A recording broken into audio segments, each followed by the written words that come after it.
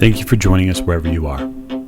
This podcast episode is brought to you by the Old Ways Actual Play team. This actual play uses the 7th edition Call of Cthulhu tabletop role-playing game rules by Chaosium. This actual play is performed by adults and in an adult setting. While we try very hard to stick to language for all ages, listeners should know that this podcast may include mature themes. All content, including names, places, events, companies, and etc., that may bear resemblance to entities living or dead, is strictly coincidental. My name is Michael Diamond, and for tonight's game, I will be your keeper. Hello and welcome to a new episode of the Old Ways podcast. I'm your keeper, Keeper Michael, and I'm here to introduce you and the world to our newest campaign, Horror on the Orient Express. So I'm going to go through cast introductions, and to my right. Hi, I'm Mike, and I'm playing James Robert Fraser. And to James's right. Hi, I'm Rena, and I'm playing Lady Elizabeth Fitzroy. And at the end of the table. Hello, this is Giles, and I'll be playing Simon Griffith. And to Mr. Griffith's right. Hi, I'm Miranda, and I will be playing Maggie Bellinger. And last but most certainly not least. I'm Martin, and I'm playing Richard Courtney. Wonderful. Well, I hope all of you out there have had a chance to listen and enjoy the 5 prequel episodes that we've done for you to give you some background and introduce this season's investigators to you. We open tonight on London. It's a cool and crisp afternoon in January. The date is January 24th, 1925. For those of you who have listened to our episodes, you know that there was something quite amiss already with some of our investigators. But each have had their own connection to an event happening at the British Museum tonight. A new collection inside the Maudslay room has been made available, and each have been invited to the event. And so what I'd like to do is just go around the table really quick and tie off some loose ends from some of those prequels. So, James, Mr. Fraser, you were made aware in your prequel by the house staff that there was a locksmith coming for the lady. It came to your knowledge that he arrived, that he had a very short discussion with her, and then he had left to do his own set of creation work for her. Whether she tells you what that is or not is up to her, but you're a smart enough man. You know that something is gone on. The house staff for the days between your meeting with William the Footman and the collection night, the night of the 24th, have been abuzz with activity. This surrounds what they believe is a potential social event that may happen at the Northbrook estate. Now, while this doesn't involve Kensington directly, Raymond has sent word that if there is a event to happen, he may call on the Kensington staff to assist. And so you have been pretty busy. So we'll open the curtain tonight with Mr. Fraser and Lady Fitzroy in the study. On the table in the study, there sits a massive tome, some several kilos in weight. Interestingly enough, the locksmith has not been able to create the key, so he's tried it twice and failed. Oh. So each attempt, he's been unable to unlock it. Well, if it's kind of mid-afternoon, I'll probably come in to ask if her ladyship would care for some afternoon tea. That would be wonderful, Fraser, thank you. I'll take it in here today. Marvellous. And I believe Mrs. Wilson has baked one of her famous Victoria sponges. Oh, marvelous. I was rather hoping she had something nice on today. Yes. So I'll go and attend to that for you just now, and I shall be back shortly. I'm going to keep poking around at this lock. It baffles me, and I don't like things that baffle me. If you didn't know any better, you would say that some of the examinations that you've done in the past few days have only confounded you more to its internal workings. It's as if the picture of what you have in your head of how the inside of this lock must work changes each day. Where did Father get this? This is ridiculous. Why did he give me a locked book if he didn't want me to open it? And why did he give me a locked book with a lock I can't open? I knew he didn't like me, but I thought he would have better ways of showing it. We'll leave you two there for the moment. We will come to the residence of one Aunt Edith, where Maggie is busy preparing along with her aunt to attend the Maudslay Collection evening gala. Your aunt has been in a flurry of activity that day. She is preparing her visage as you've never seen her before. If you didn't know it any better, you would say that she's excited, which is as excited as you've seen her since you've been here. Yes, I suspect there may be something between Aunt Edith and this Professor Julius Smith. And I imagine her coming to me with different outfits and things, and me saying like, "Oh, not that one. Maybe if we pair this necklace with it," and both of us kind of having this back and forth to get dressed up for the evening. She definitely seems overcome with anxiety over attending, not in a bad way, but she's in such a state about everything that she's wearing, to the style of dress that she wears and the jewelry and which shape her hair should be in. She's being more formal in her appearance, and it's really not something that you've experienced since you've been here.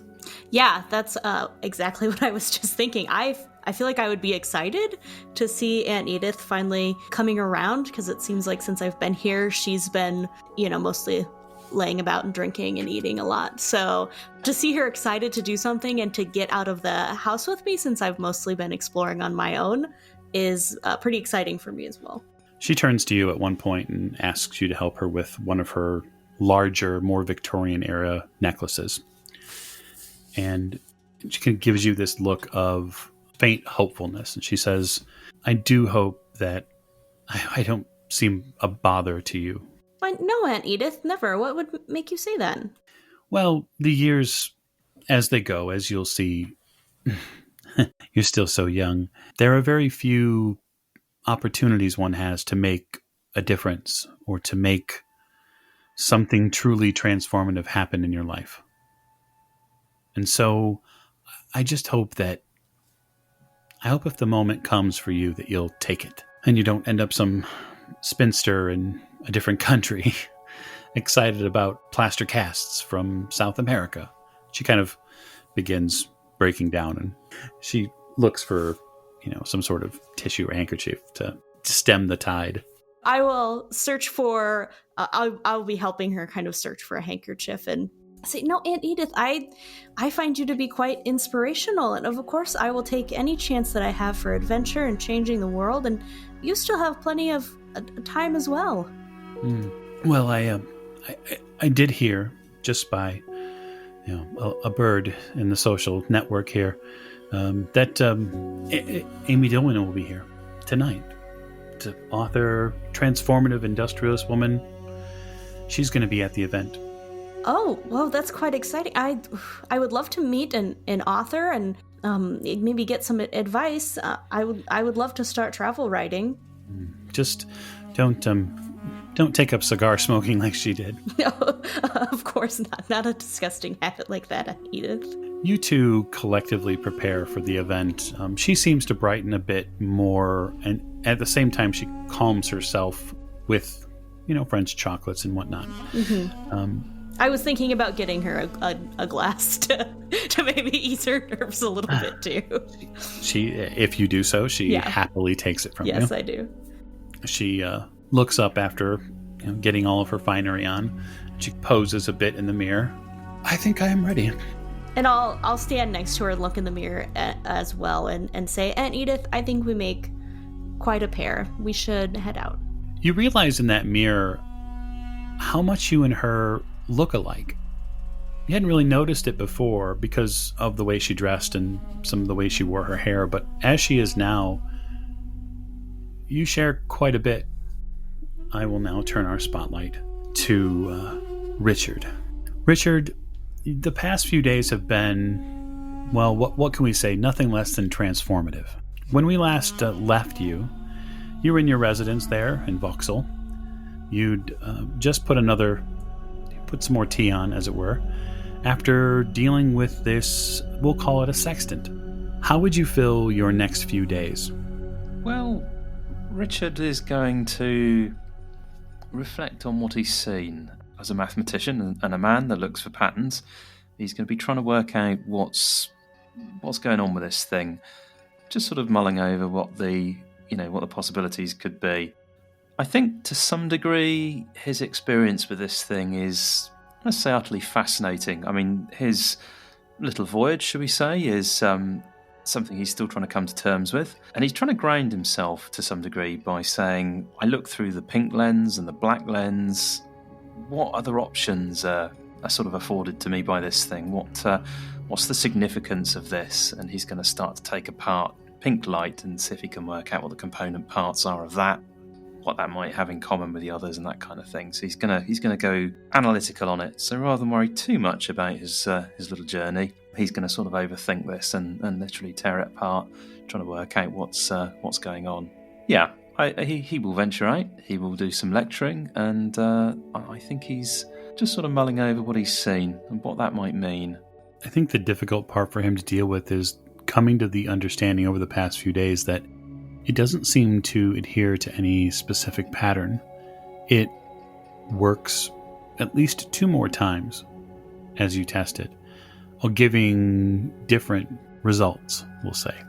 One of them places you in a completely different location, almost as if your vision, your perspective is transported to a different area. The surroundings around you are gone. You see wide cliff faces. You see massive snow-capped mountains nearby. And when you come out of that vision, you can almost feel the cold wind still in your throat. That's how real it is. The next one finds you in a different time. Perhaps something has happened to the house you're standing in because the roof has gone. The stone lay around it in rubble, and all you hear are these wailing sirens and choking smoke. So Richard's going to think to himself, I thought I had this licked. I thought this was perhaps some way of looking back on things. It certainly seemed that way from my first encounter with this thing, but a different place. There couldn't possibly have been cliffs or mountains.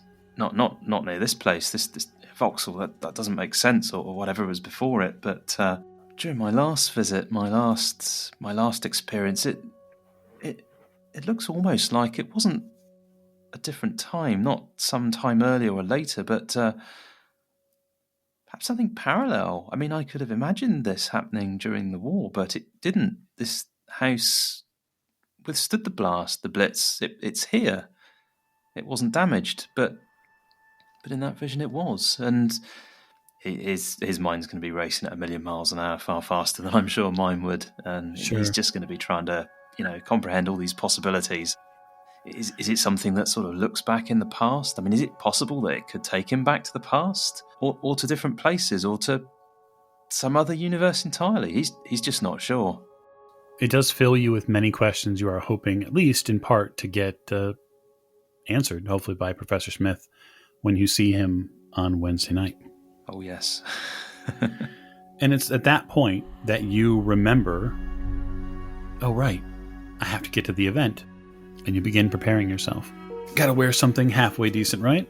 Well, Richard's got his tired old suit. Richard was never one for clothes and fancy dressing, so he's got his, he likes to call it his trusty, reliable old suit. It's not particularly tatty, but it's not the newest thing known to man. Sure. Nice stout pair of brown shoes, and that's him. That's him for the night. That's him for most days, but that's him for this evening.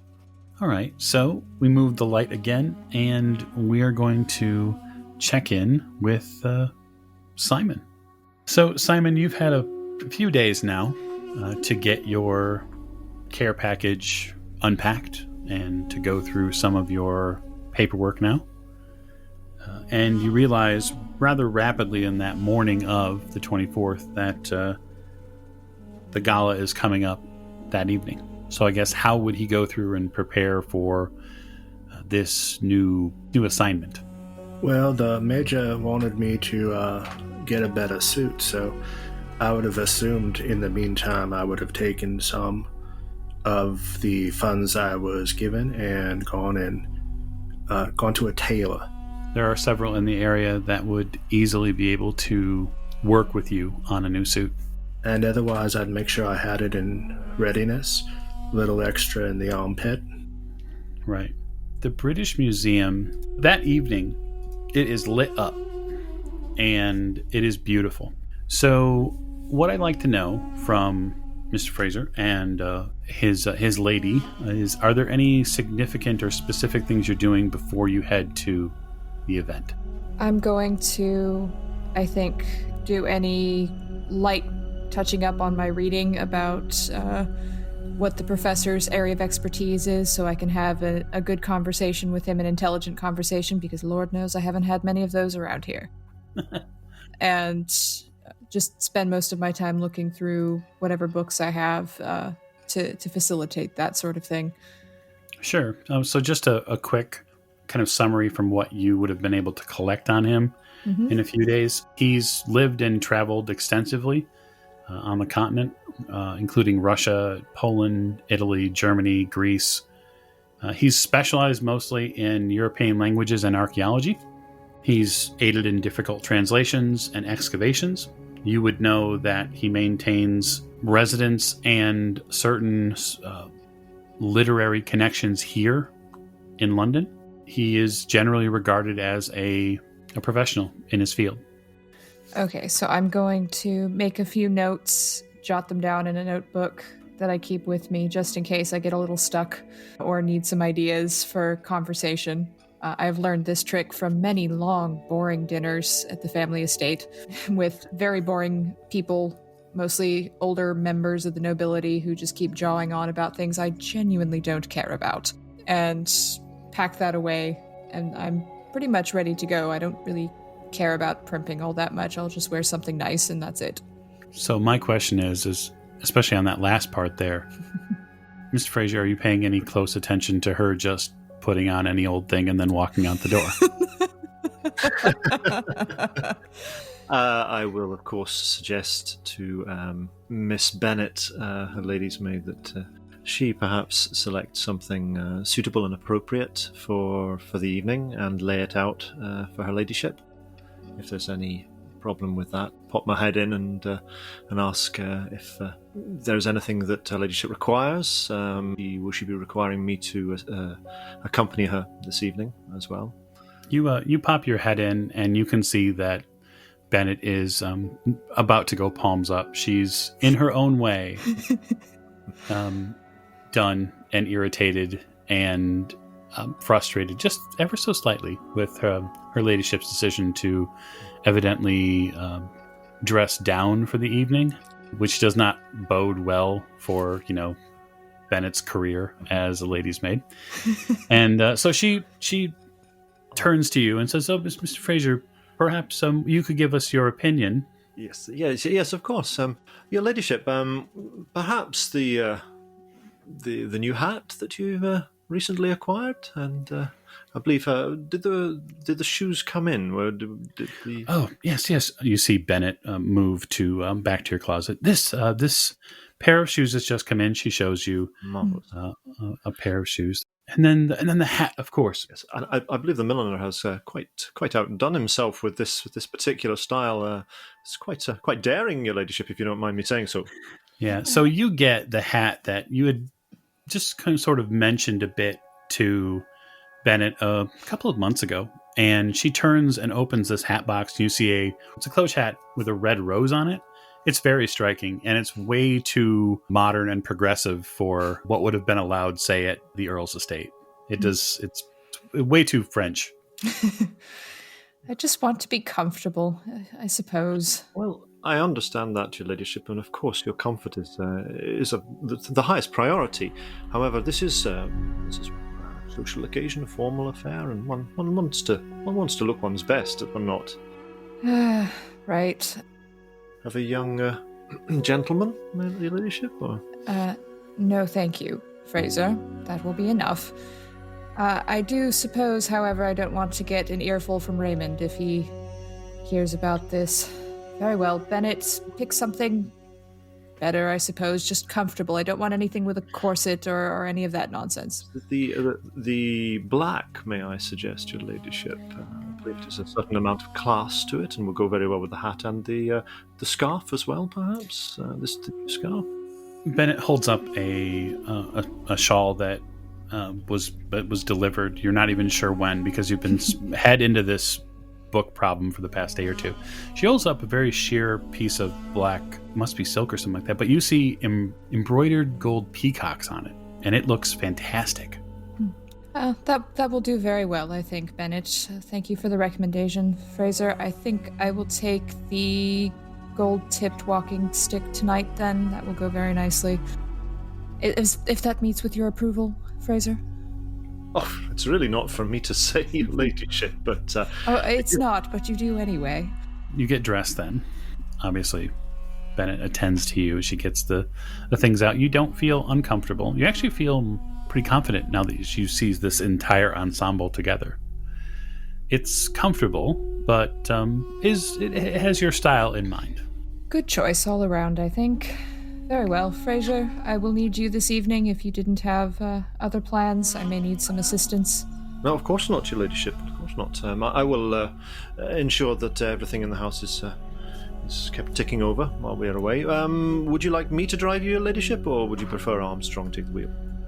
I gave Armstrong this evening off. He had a family issue, so if you don't mind, Fraser. Of course, my pleasure. Thank you very much. I'm ready to go then if you are. I am indeed, your ladyship. Allow me. He opens the door for Lady Elizabeth. At around 8 p.m., guests begin arriving at the British Museum. It is a wonder of collectibles and antiques and antiquities and artifacts from around the world. For better or for worse, it has become a font for cultural and historical artifacts for many years now.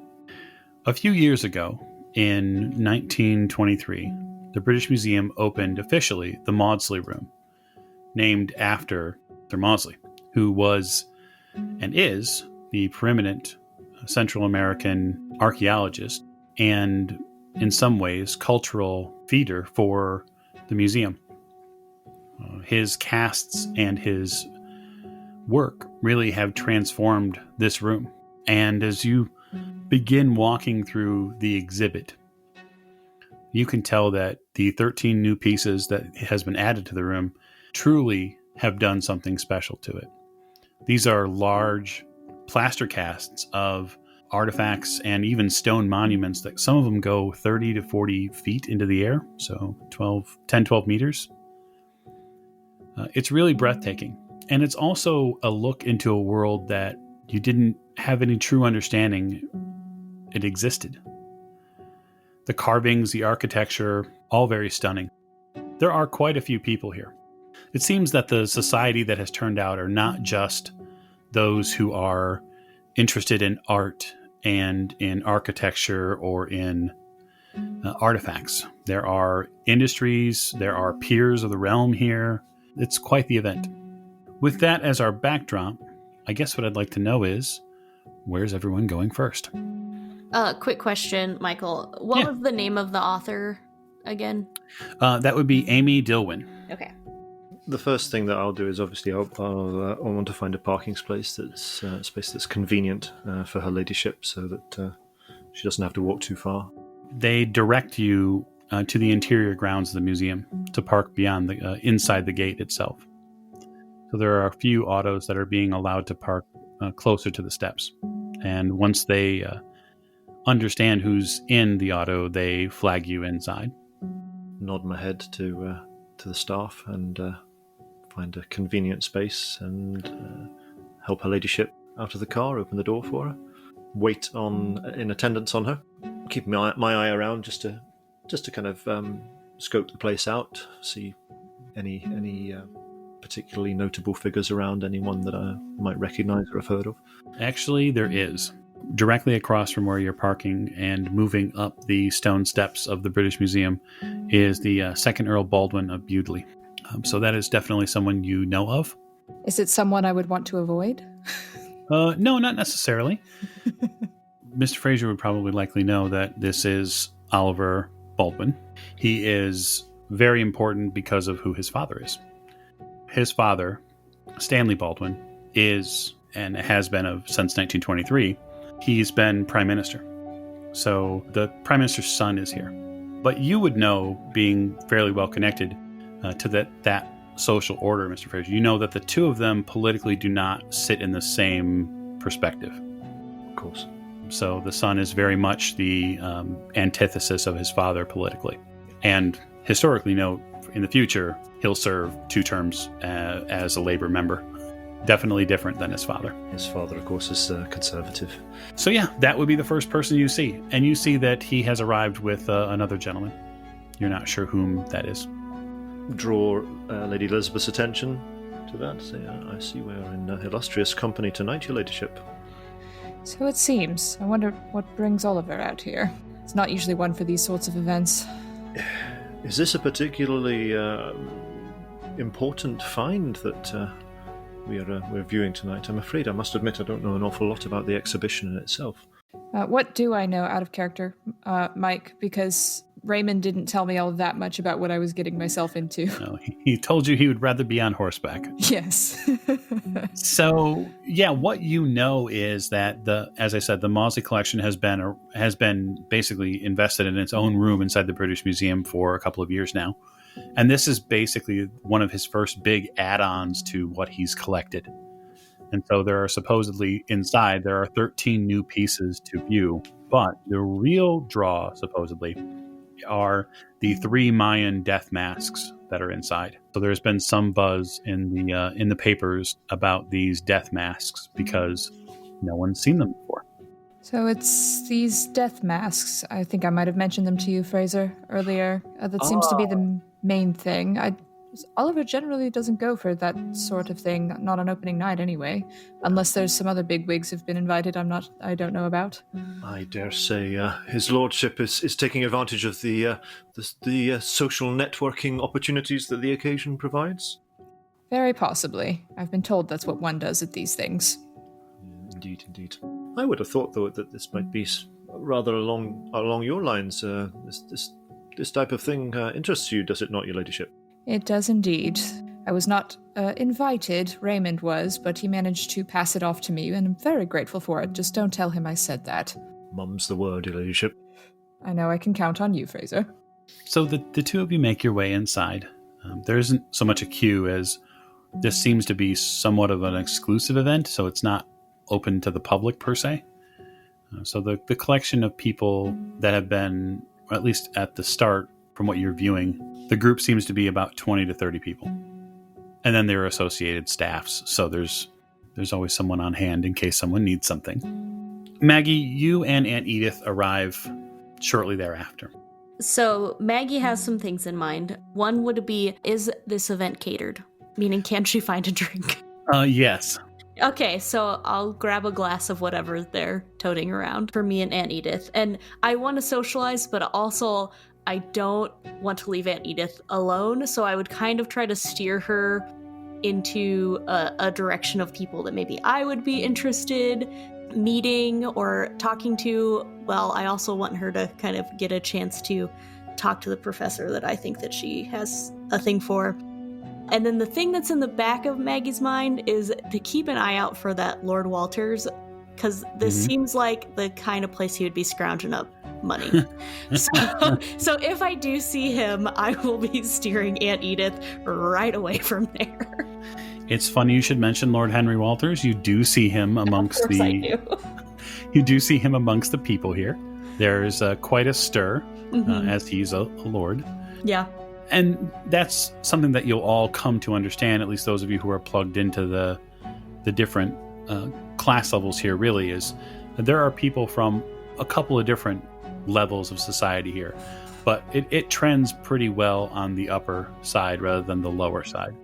And not to make Richard feel uncomfortable at all, but it's at that point Richard, where you arrive, brown suit and all.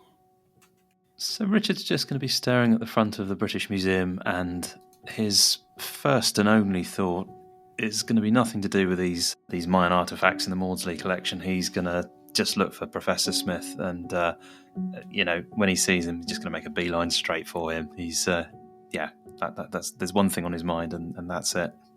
Sure. So far, just by looking at the whetstone premises, as it were, you don't see Smith readily. It's likely that he's probably already inside because it looks like it may rain tonight. Richard will head on in. He's going to sort of try and maintain an air of respectability. He's probably not going to do a very good job, and as I say, he's after one thing and one thing alone, and that is Professor Smith at the minute. So he's going to be sort of, as you do. You're looking for somebody, but you're trying to look like you're not looking for somebody. Sure. He's really going to sort of try and find the man. As the social juggernaut that you are, I'm sure that goes really well. But you begin walking through the Maudslay room and the collection, and you can see where the room has been taken back a bit to allow for the additional space. The pieces here, just as you walk past them or try to walk around more important people so you don't get in their way, are impressive. There's no question that what's been brought back in these plaster casts of them are significant. At least one piece probably had to be worked on for a good few weeks just to get it into shape, simply because there's so many of it. A trained eye probably would reveal more, but you're not an archaeologist by any means. You're a mathematician, amongst other things. But you can see in that further back room, you see your friend and patron, Dr. Smith, having a conversation with another gentleman, an older gentleman. He seems to be a bit taller, heavy whiskers. He looks like he's dressed fairly well. That's good. He's going to, as I say, just sort of walk with meaning up to Professor Smith, and just as he gets close, he's going to slow down a bit, see if he can catch Professor Smith's eye. He does notice you, and you can see that he acknowledges that you're there with his eyes, but not with the rest of his body. Like, he eyes you and sees that you're there, but continues talking to this man. The conversation you seem to pick up on is rather fantastic, actually. The taller man is talking about, he says something as you walk up, but Julius, really, I know that you're set, that your mind is set to do this, but I'm worried they're going to laugh. I'm worried they're going to call you a failure. And you can see Professor Smith kind of raise his hand a bit and says, "It'll be fine, Henry. It'll be fine. It'll go off without a hitch. Now, you go and make do with the rest of the event. I have a student to speak with." He turns to you, and you see this man in a very nice attire just nods to you on the way out and then heads back into the larger room. So Richard will nod at the chap respectfully and walk over to Professor Smith. "Well, how are you, Richard?" I'm fine. I have so much to tell you. That sextant. Could we go somewhere a little bit more private? In a moment. I would. Quite frankly, I'm parched. Well, we could get a drink maybe, but I've so much to tell you. You wouldn't believe. I'm sure. He tries to calm you a bit. I'm sure you have wonderful things to tell me, but give me just one moment. Sorry, just before you go, did you get anywhere with the translation? You took notes of the hieroglyphics, the symbols. Yes. At my residence, I have gotten about halfway through the notes that I have, and so far, I've got some fairly fantastic things to think about after reading them. Yes. Simon, you arrive at the British Museum, well outfitted in your new suit, and prepared to take in the event. I enter and show my pass and start looking around. As before, the collection is a significant amount of Central America and Guatemalan, Mayan pieces. It's pretty fantastic. Although it's not necessarily directly your field of study, you can appreciate all of the carved stonework and what you, at least at first glance, think is probably a plaster cast of some of the larger pieces. There are quite a few dignitaries here, or people of title, it looks like. You can see a lot of people smiling and nodding and offering proper greetings and stuff like that. A lot of trappings you're probably not so much interested in. But other than that, there are waiters offering drinks. There's a fairly diverse crowd here. People from at least all types. But what you do see riding above all of that is at least a level of dress here that you seem to fit in okay with. In fact, you would say that almost everybody here is probably someone that comes from money in some regard or another. I see.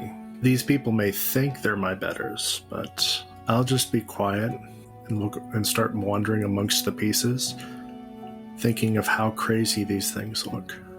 Yeah, I mean, some of the reliefs and mosaics that have been done, you see a lot of blood sacrifice imagery here. You see a lot of decapitated sacrifices, a lot of imagery of what look like priests or important people holding up heads. It's pretty striking. A lot of the people around you marvel, and some even gasp at seeing some of the architecture and the archaeological finds. So I tap a waiter and, "Sir, do you have water or lemonade?" I can get you some water. Of course, sir. Just one moment. Thank you. You can see that he reacts almost physically to your accent, as if he wasn't expecting it. Mags, you see, as you and Aunt Edith wind your way through one portion of the exhibit, you see her stop. And you would have felt it if you had not been on your toes. After you and her got a drink, you wound your way through the exhibit a little bit, and then she stops and looks directly all the way in the back of the exhibit.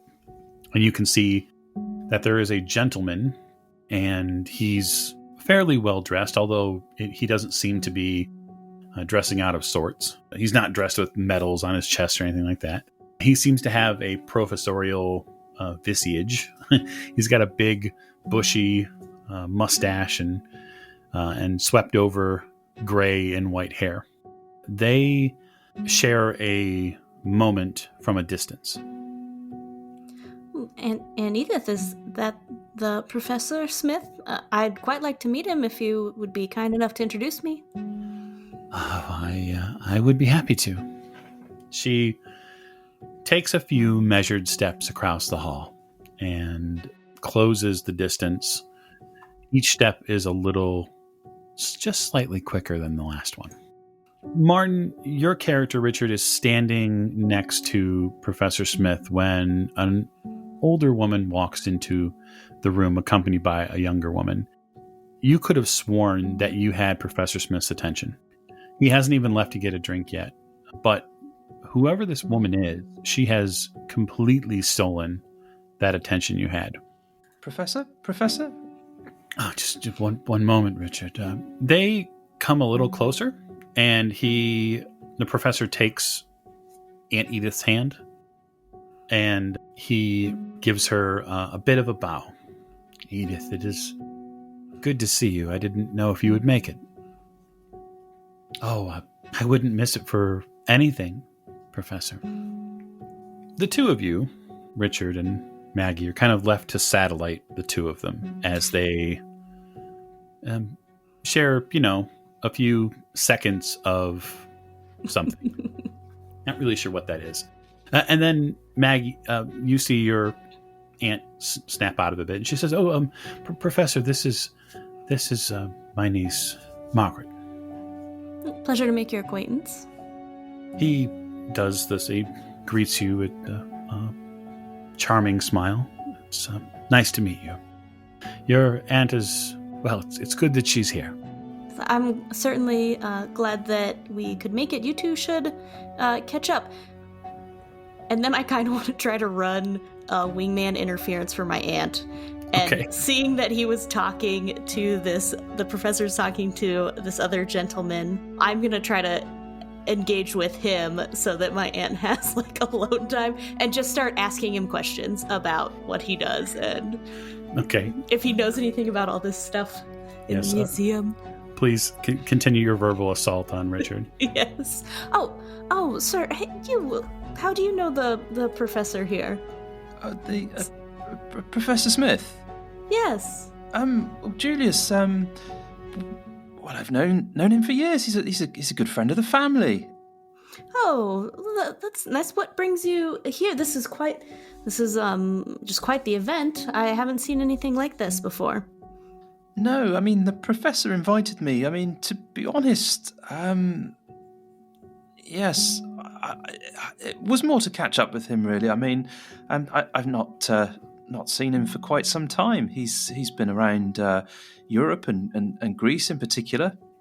I was rather looking forward to spending some time with him and looking over some of these exhibits. And Richard's sort of noticeably edgy, shall we say? Yeah, so I'm sure there'll be plenty of time. Here, have you seen this one over here? This one is quite catching my eye. Here, why don't we go? Well, let's go look at this one. Well, if you think we should, absolutely, yes. I'll kind of lead him a short distance away. You lead him a bit away. Lady Fitzroy, you connect with the piece that probably stirs you the most. The collection itself is wonderful. You'd seen some of the pictures before that had been printed out. You've gotten your hands on some of the more literary magazines that have covered it. But in the back, near this large plaster cast of a piece that was done evidently somewhere in Guatemala, you find just to the right of that a Mayan death mask, and it's made of jade. Oh, this is marvelous. Fraser, hand me my bag. I usually bring a satchel along with me, and to formal events, Fraser carries it, and I keep a sketchbook. And I'm going to take my sketchbook and just do a quick sketch of it, and just look at it and make comments about this element or how it appears to be looking at you. No matter where you move, it feels almost like it's watching you, doesn't it? Isn't this marvelous? Indeed, your ladyship's it's quite extraordinary workmanship. I would assume this is several centuries old, yes? Oh, probably more than that, Fraser. Far more than that. Just happily scribbling away and ignoring literally everyone else in the room. Would you care for something to drink, your ladyship, and I'll arrange something for you? Champagne, yes, champagne will do. Very good, your ladyship. Thank you, Fraser. I shall return momentarily. You begin sketching the mask, and as your hand moves back and forth, there's one significant thing that you bring yourself to. It sets itself apart from all the other iconography that's here, and that is this mask is feminine. It is not masculine. And you think for a moment, as you kind of use your eyes to go around the room a bit, that this is the only directly feminine object here. And it's also the one that is most detailed. This is fascinating. I wonder who this could have belonged to. I'm going to make a note to ask the professor about it when I see him, because I'm very curious now. So I'll make a note that it's feminine. It's the only one that I've seen so far, and could it have belonged to maybe some sort of high priestess or something of that sort of nature? I can't take my eyes off it. I just keep looking back at it and then looking back, and I probably should be looking at other things by now, but I just can't look away. It is definitely striking. You return with the drink, Mr. Fraser. Yeah, so when I go to get the drink, I'll also ask for a glass of water for myself if there's one available. But I also want to just survey the whole of the area. What I'm really looking for, any potential things like trip hazards, any areas that might inconvenience her ladyship. I also want to make sure that there's a kind of a professional curiosity about it, just to see how the whole affair's been organised, and he's got kind of an eye to see if he can spot any flaws in the organisation where he could perhaps lend a word of advice to make things Sure. go any more smoothly. But I'm imagining that a place like this, it's probably run very, very efficiently, and he'll kind of observe this and be sort of nod his approbation at discretion and courtesy of the staff, etc., and just maybe make eye contact with somebody who seems a little bit more senior in the staff, and just kind of a nod of recognition. You get one in return. From your first few minutes here, as the two of you have moved through the exhibit, you can see that the British Museum put out their best staff for tonight. They seem to be courteous. They almost seem to be invisible. And that is really what you appreciate about it. Absolutely. Yeah, so I'll return to Lady Elizabeth with a glass of champagne, pass it to her, and just kind of wait near her, just looking around at the exhibition as well. Just, there's a certain amount of curiosity as to what is there, although I don't really know anything about this type of historical artifact or anything like that. I have an interest, a mild interest in it. Sure. As you continue on, Simon, you get your glass of water, you walk the floor for a bit, and it doesn't take you too long before you locate Dr. Smith. He seems to be speaking with a woman around about his age in the back of the room. In this reserved portion of the exhibit, there are a couple of double doors, which of course are wide open. I'm not going to interrupt the professor, so I'll head over and look at some of these new items. Nearby are a series of what appear to be death masks. So there are 3 of them, and the 3 death masks that you can see are all done in a pretty wide line so that folks can view them. So there's one that says that it's carved from bone. It's very angular, almost to the point of being sharp. There's one that in the middle there that's carved of stone. And then the third one down the line in the more back half of the room is made of jade, and it's extremely striking.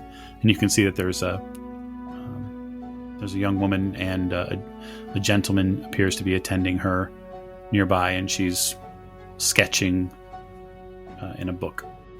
The stone one, what kind of stone is it made of? I head over there and take a closer look at it without touching it, peering all over it, trying to determine what the picture is. Well, if memory serves correctly, you have geology. Yes, I do. So go ahead and give us our first roll, geology. I will fail that one by 1. Okay. I mean, you're free to spend luck if that's what you'd like, if you'd like to make it a success. I'll go ahead and spend 1 luck. Okay. After getting closer to it, you're fairly certain that you probably have to get your hands on it if you really, really wanted to be sure. It's definitely local stone. What you're saying is it's probably not a sandstone or any of the softer sedimentary stones. No, it's definitely a harder stone. Like a granite. I've finished looking at this piece, and then if the lady's done with her sketch, I'll head over to look at the jade mask. She doesn't appear to be done with her sketch, but she's perceptive enough to know that you're nearby. So, Lady Fitzroy, you can tell that there's a gentleman just down the way from you. He's keeping his distance, but it seems that he's also interested in this jade mask. I'll look up and just sort of smile at him. Sorry, am I in your way? No, ma'am, take your time. I'm just waiting to get a closer look at the piece, but I'm patient. It'll just be a minute. I'm almost done, I think. And she looks clearly reluctant at the idea of moving away from this thing. She's absolutely fascinated by it, but she's gonna look at her book, do another quick few touches on the sketch, and then move back. It's all yours. Thank you, ma'am. I appreciate it. You move back, and you can see that now, about 4 or 5 steps away, is Professor Smith, and he's actually coming towards the masks. Oh, Professor Smith, just the man I wanted to see. Oh, yes. I'm sorry. Lady Elizabeth Fitzroy, pleasure to meet you. I believe you know my brother Raymond, the Earl of Northbrook. Of course, I do. It is wonderful to see you, my lady. Pleasure is all mine. I would love to talk to you for a moment about this wonderful mask here. Yes, I can do the best I can. Go right ahead. Oh, well, I've noticed it seems to be the only feminine, let's say, object in your exhibit so far. Could you tell me something about that? Oh, allow me to clear a few things up then.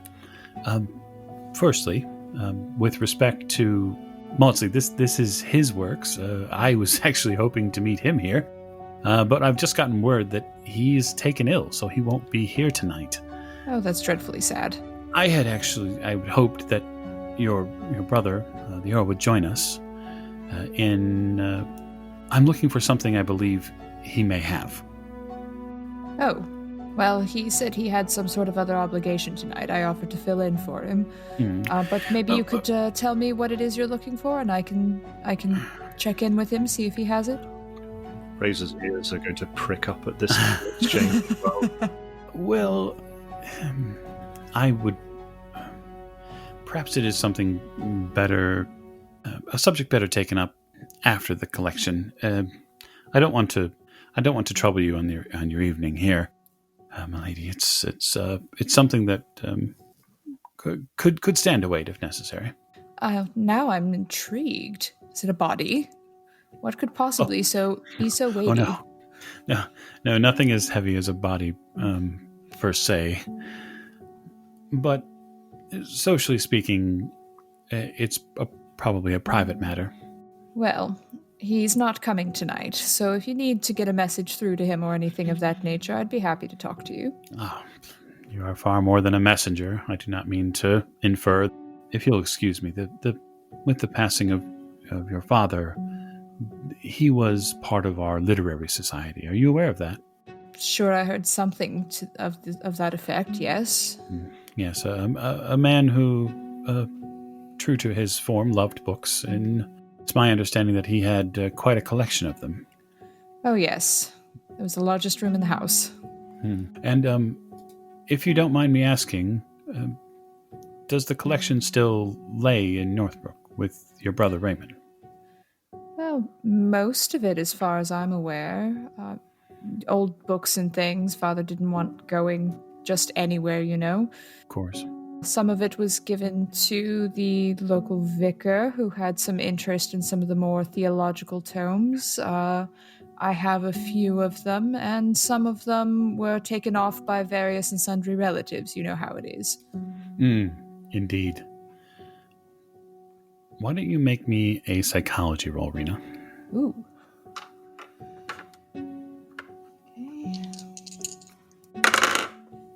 Okay, that is a 28 out of 30. That is a success. When you mention the vicar taking some that are more religious in nature, you can see that he definitely changes his interest level, as if it goes up. And can I ask what in particular you might be looking for? It would be very distinctive. Well, he had several of those. You would know this book if you'd seen it. The cover is a very striking red, and it would have been under careful protection. Well, I could always ask Raymond if he'd seen it, of course, or I could, next time I'm down at the family estate, have a look, but I don't know that Raymond would know where it is necessarily. He's never been one to find his way around a library in a pinch. Michael, I'm just wondering, Sure. as I acted for his lordship as his valet for some period of time before he passed away, would I know anything about this society that he was a member of? And obviously, Mr. Fraser's going to be very discreet about this, and he's not actually going to say anything. But I'm just wondering if he would know what this chap's talking about. There are several literary societies in and around the London area, but there is one that the Earl did attend pretty regularly, at least from your memory. It's a society, a literary society that several peers of the realm are a part of. It's the Royal Society of Literature. Okay. As I said, I'm not sure Raymond could find his way around Father's library without getting lost or giving up and going to get a drink. You know how he is.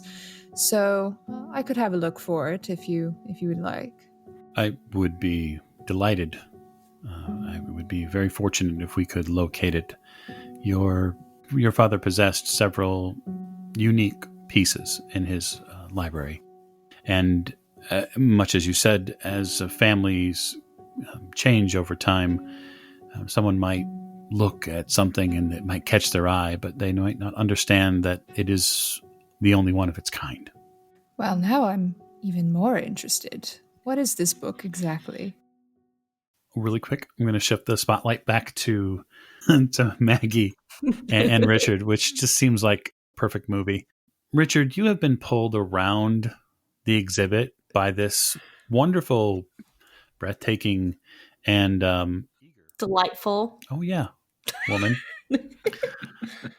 So Maggie, you're showing Richard or this person, because I don't know that the two of you have gotten too far past introduction. You are buying your aunt time. Yes. So where are you stopping and what are you doing? I would probably try to flit from exhibit to and just asking general questions. What would, I guess, Richard's depth of knowledge about some of these things be? I would say that Richard doesn't really know very much about these things. He's sort of aware of what Mayan culture is, and that's probably about it, really. So I guess the conversation's going to be sort of limited to that's interesting, that's ornately carved and that sort of thing, rather than any sort of in-depth knowledge. Okay, yeah, in that case then, if we're just kind of doing a cursory glance at things, I probably would try to find out just a little bit more about Richard to keep the conversation going, and I would talk a bit about myself, let him know I'm visiting my Aunt Edith here, I'm actually from the States, and I just came over to visit for a while, and it's so exciting to be here and see all of these different sites, and just the culture is so interesting over here. Where are you from, did you say? Myself, well, I'm from... I must apologise. I'm frightfully rude. I'm Richard. Richard Courtney. I fear I didn't introduce myself back there. I'm not very good at these things. Myself as well, Maggie Bellinger. I do apologize if I did pull you away. See, my aunt has been she's been a little down lately, and it sure does cheer her up to talk to that Professor Smith. So I thought we'd just give him a little bit of time. You understand, of course. Indeed, it's a pleasure to make your acquaintance. Of course. You said you were from America? Yes, that is correct. I currently live in New Haven, though I was born in Savannah. It's in Georgia. I see. It's a very large country. I do know that. I don't wish to pry, but I'm curious. Is your Aunt Edith also from America? I'm assuming she is. Oh yes, of course. Ah, and how does she know Professor Smith? I know. I mean, the man likes to travel, but I thought he was sort of mainly constrained to Europe. I don't think that she mentioned. We got an invitation in the mail for us to attend this event, and I didn't ask too many questions. She seemed so excited, and she's been so down lately that I was just excited to see her spirits lifted. Well, I mean, yes, the professor certainly can do that. I mean, he's a wonderful fellow. Yes, she seems to be quite taken with him. Yes, I mean... Is he single?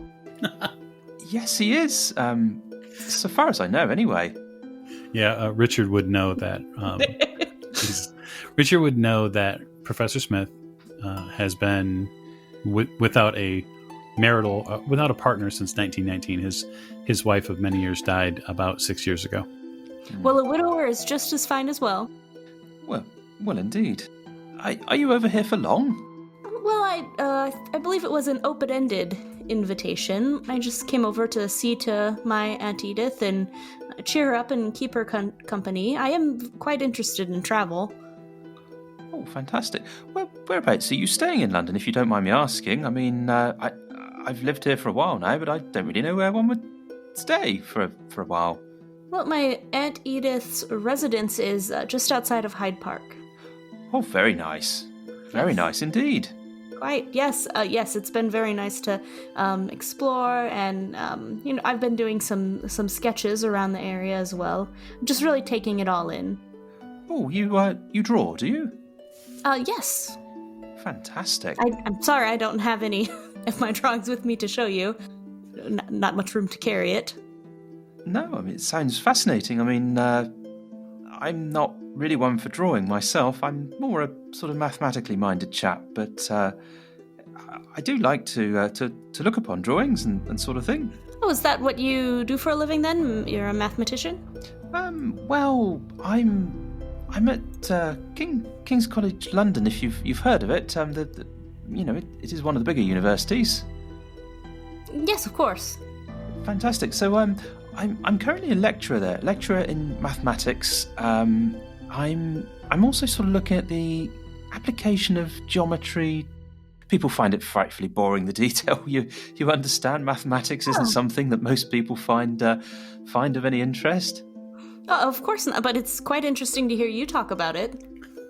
Well, thank you very much for saying so. You're too kind. The education must run in the family. Oh, thank you. Richard's looking really sheepish now. Maggie's really putting on the charm. Richard, you would notice that Professor Smith has gone to talk with another lady at the back of the new portion of the exhibit where the masks are. You can see that while Edith is still a bit close by, they are not directly engaged with one another anymore. And in fact, really anybody back there can see this now. So Richard will just kind of point over and say, "Oh, it'd be lovely to be introduced to your aunt. Should we head back?" Oh, yes, of course. Thank you, Richard. Aunt Edith, this is Richard. We were just having the most lovely conversation about mathematics and drawing. The professor had to be taken away. Oh, she laughs for him. Taken away.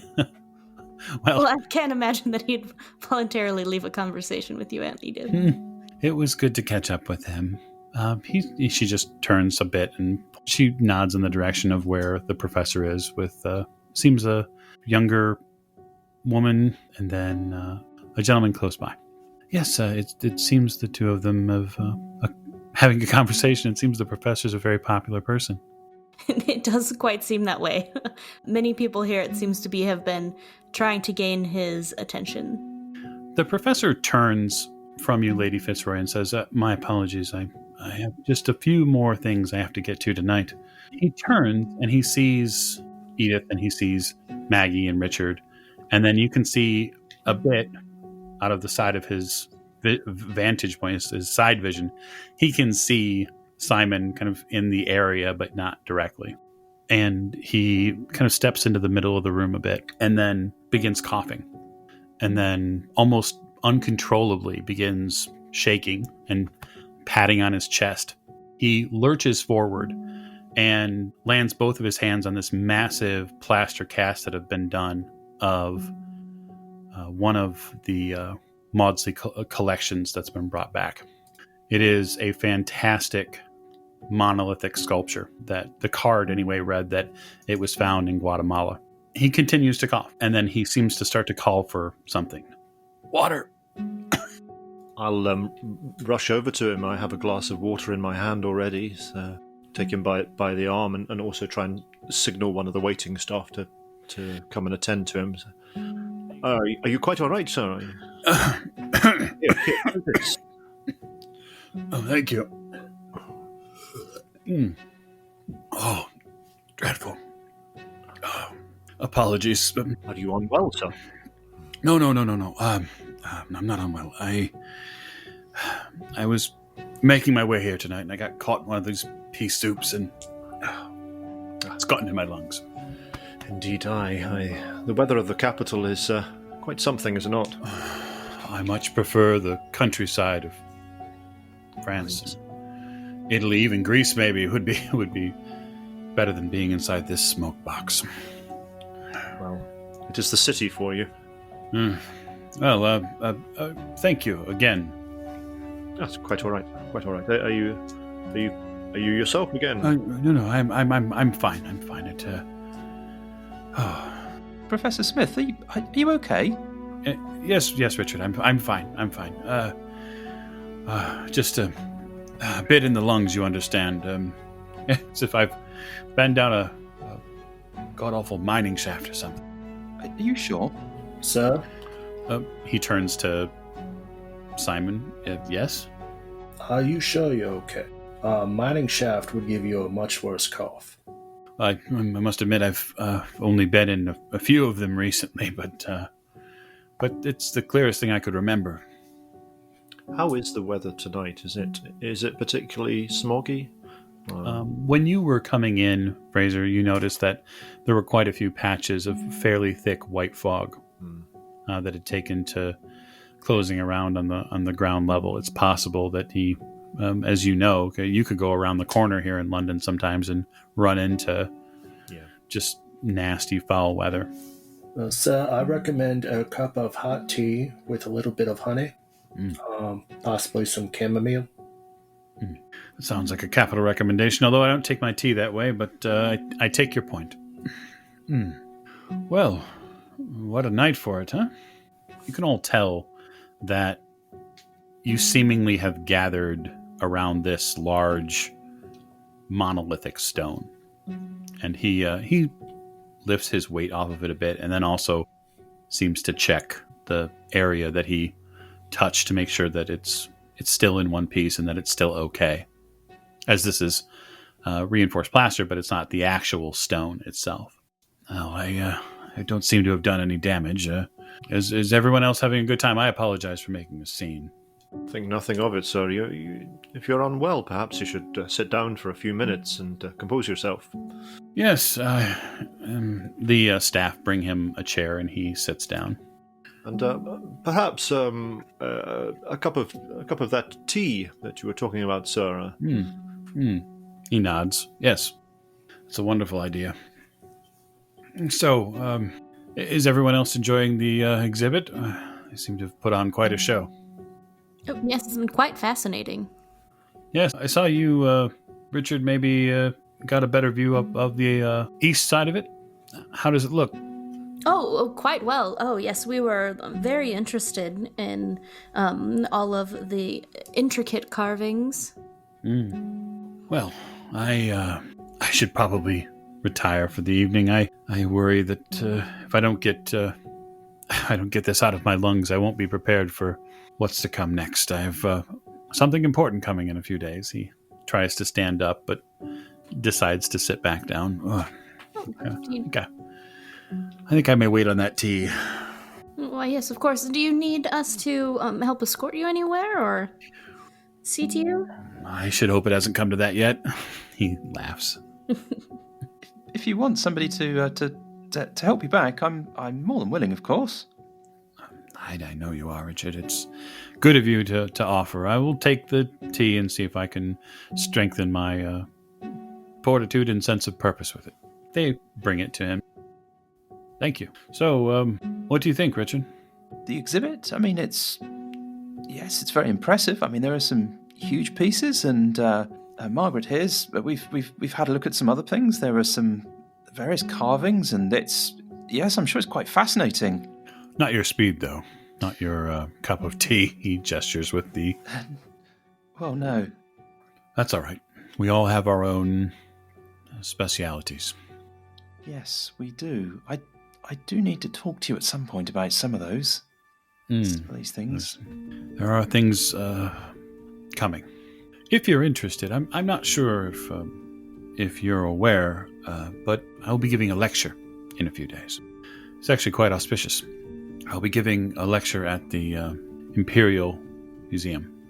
It's going to be really something. I was wondering if any of you might be interested in joining me. Why, of course. He turns to Lady Fitzroy and says, I apologize, milady. I'll be happy to send your house a formal invitation. I know societal norms are important to reinforce.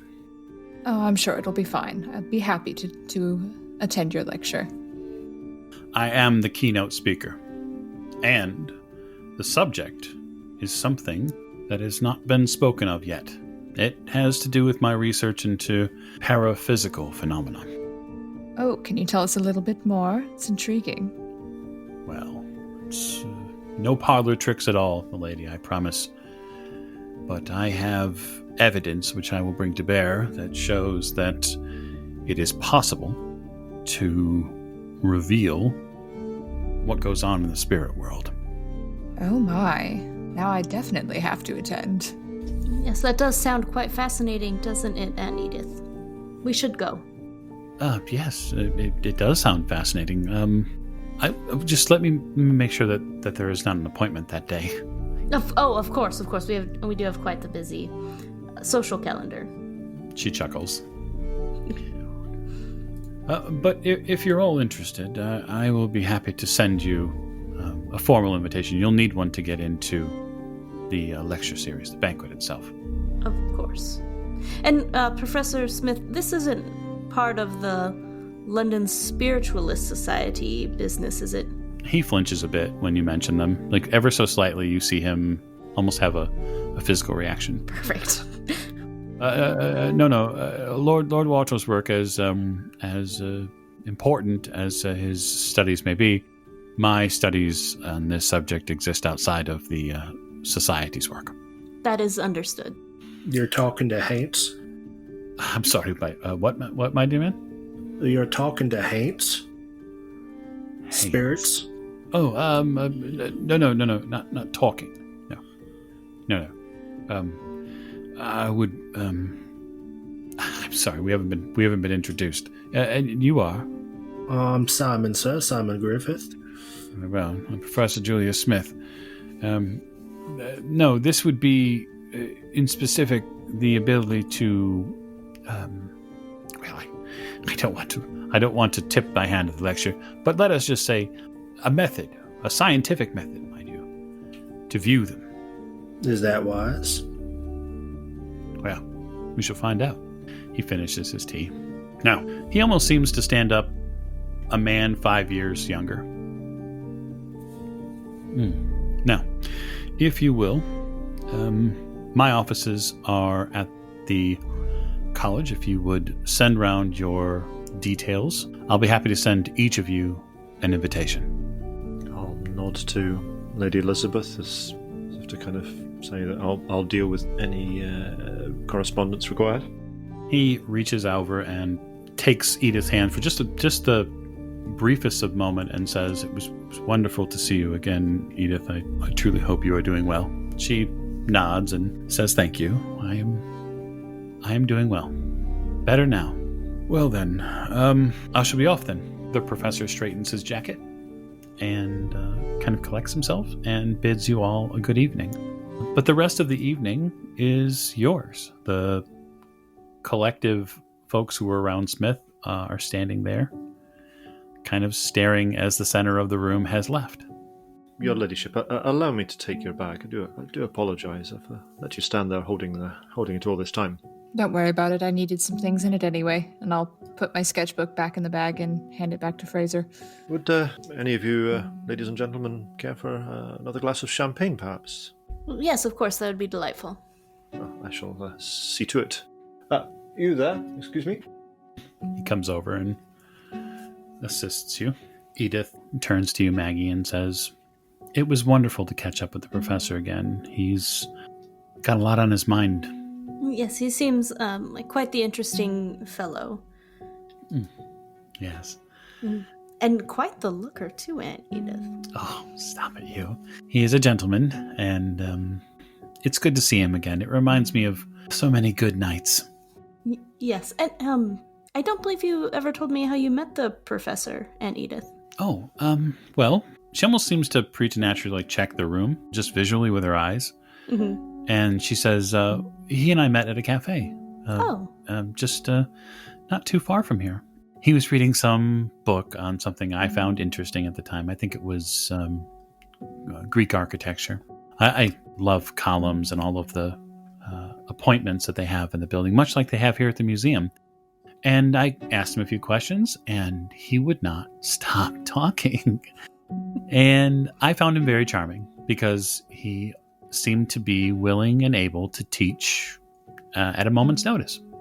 And I was just a sponge at the time, new here in London, and I learned a lot from him. Well, I'm certainly glad that you got to meet him and that you had a chance to catch up today. Richard, it was very nice to meet you. I'm sure that I'll be seeing you again. Well, and you, it was certainly a pleasure. And yes, I really did enjoy looking around those exhibits with you. Yes, you'll be at the lecture then? Oh, absolutely. I wouldn't miss it for the world. All right, well, I'm sure that we will run into you there. Now, Aunt Edith, why don't we, make some rounds about the room and we can look at some of these exhibits together? Wonderful. She takes you up on your offer. The champagne returns.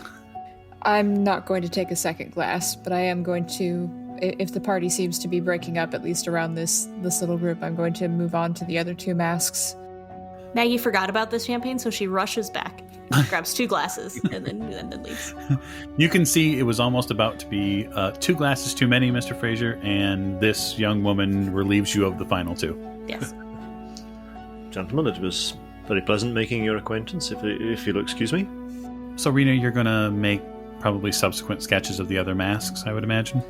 Yes, anything that looks particularly interesting, unique, or that catches my attention is going to get a detail in the notebook so I can read about it or write about it later. The one made of granite is very, well, quite frankly, plain.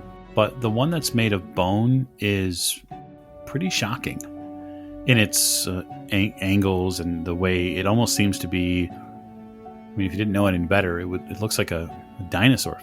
I mean, it's got all sorts of strange bones that have been grafted together to make this rather horrific-looking mask. Well, that's odd. Never seen anything like this before. Fraser, have you seen anything like this before? And I sort of smile at him. Your ladyship, no, I don't believe I have, your ladyship. No, I rather thought not. Is it some significance in? Is it? I'm afraid I must profess ignorance in these matters, ladyship. You know far more about these things than I do. Yes, I don't quite know what. I've never seen anything like this before. Not in any of the other exhibits I've visited. It's quite horrifying. What do you believe its purpose to be? It's horrifying enough. It could be, I suppose, to ward off evil spirits or malign entities that might wish to, as certain other cultures believed, these sort of death masks often kept off evil spirits and demonic possession, things like that. Could be to frighten off grave robbers. Who knows? I see. So perhaps one of your ancient shaman, I believe, witch doctors, perhaps wore it and some sort of I wouldn't know where to start. Some sort of dance or ritual or something to make the crops grow in the next season. One of these types of things. It seems more to be related to death, I would think. But that's a good idea, Fraser. Thank you. I'll have to do some research. Glad to be of some assistance, your ladyship. And what do you think to this this lecture that the gentleman was speaking of earlier on, communicating with the spirits? I'm not sure what I think of that, to be perfectly frank with you. Yes, well, I don't know either. We've been to several of these things, and they usually wind up being cranks or something of that nature, but... Frauds and charlatans, all of them, in my opinion, your ladyship. Yes, I know what your opinion is, Fraser. I do beg your pardon, your ladyship. I'm speaking out of turn. Oh, it's quite all right, but if this professor knew father, as he says he did, well, then it can't be all that nonsensical, I suppose. Father didn't put up with people he thought were idiots, as you well know. So I'm quite curious to see what he has to say. As I've said before, let the dead rest easy. Yes, but sometimes they don't, and that's the problem. I believe that, your ladyship, there you and I must agree to differ. Yes, well, you will keep me grounded in reality, Fraser, and I will learn everything else I need to know about the world beyond, etc., etc. Oh, I mean, your ladyship, don't take any offence. I don't mean to disparage your research and your learnings. It's merely my opinion as a church-going Christian. Yes, I know. You are entitled to your opinions. As the evening winds down, the comings and goings of many of British society who would be more interested in something like this seem to roll through. So they definitely are late to the party, so to speak, or fashionably arrive. You get a clear sense, though, that what Maudslay has done with this collection and this addition to it is added something in that the culture here in London might not necessarily be so ready for. Many of the depictions, the mosaics, the reliefs that have been done here are clearly more violent than most are prepared for. Many of them deal with ritual sacrifices. Many of them deal with beheadings. Some of them are quite grotesque, even. But they're fascinating in their own way to some of you, if only to know that these cultures at one point did exist and that clearly civilized culture has prevailed. That is where I will leave you this evening. We will close down the Maudslay Collection. Next session, we'll get back to our investigators in London. Thank you for joining us on our inaugural episode of Horror on the Orient Express.